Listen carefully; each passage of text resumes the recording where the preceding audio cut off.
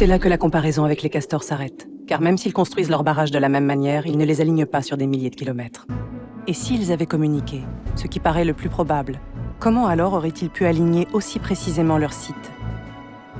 Et pourquoi une ligne inclinée à précisément 30 degrés de notre équateur? On trouve de nombreux autres points communs entre tous ces sites, mais les principaux suffisent à semer le trouble. Une écriture hiéroglyphique ou idéographique, la momification des corps, des concepteurs de calendrier, un haut savoir astronomique, des constructions résistantes au séisme. Aucune indication sur le comment et le pourquoi de ces réalisations.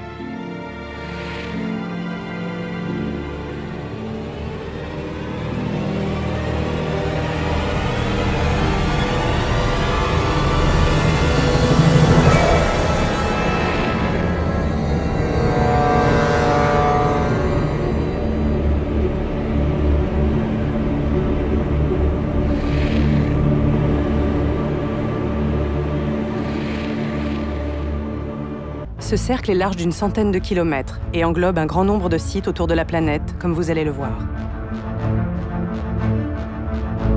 Il passe au Pérou par le chandelier de Paracas, les pistes de Nazca, Ollantaytambo, le Machu Picchu, Cusco et Sacsayhuaman, puis toujours au Pérou par le site des pyramides de Paratoari. Sur le continent africain, il franchit les terres des énigmatiques Dogons du Mali, qui connaissaient les étoiles Sirius B et Sirius C avant les astronomes. Passe en Algérie par le site de Tassili en Hadjer, avec son grand dieu martien peint. En Égypte, par l'oasis de Siwa et son temple de Zeus Amon, un des plus sacrés du monde antique. Puis ensuite par les pyramides de Gizeh. Il continue par Petra en Jordanie, par Our en Irak, où naquit Abraham, par Persépolis en Iran. Au Pakistan par Mohenjo-Daro, avec son écriture apparentée à celle de l'île de Pâques et ses curieux squelettes radioactifs, puis sur des sites qui ont toujours été considérés comme les demeures des dieux. Khajuraho en Inde, Piai en Birmanie, Sukhothai en Thaïlande, Angkor Wat et Prévierre au Cambodge, et d'autres sites importants du monde ancien et de l'histoire, oubliés en route, pour aboutir à l'endroit le plus isolé du monde, l'île de Pâques. C'était incroyable, mais pourtant, vérification faite au GPS, ces sites étaient bel et bien alignés. Bien qu'ils ne datent pas des mêmes époques, la plupart avaient été reconstruits sur les ruines de sites plus anciens. Mais comment avait-on déterminé dans un passé aussi lointain ces emplacements sur une courbe aussi longue et qui franchit les océans?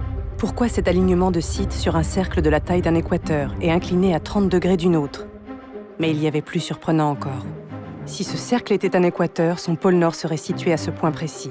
Or, le triangle formé par ce point, Gizeh et Nazca, est aux proportions exactes de la Grande Pyramide. La distance entre Nazca et Gizeh est la même qu'entre Teotihuacan et Gizeh.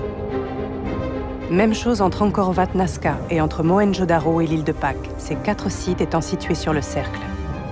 La distance entre l'île de Pâques et Gizeh vaut 10 000 fois le nombre d'or.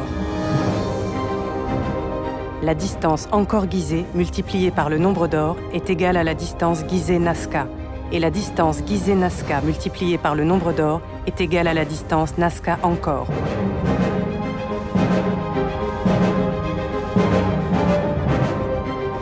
À l'évidence, tous les sites du monde ne s'inscrivent pas sur ce cercle.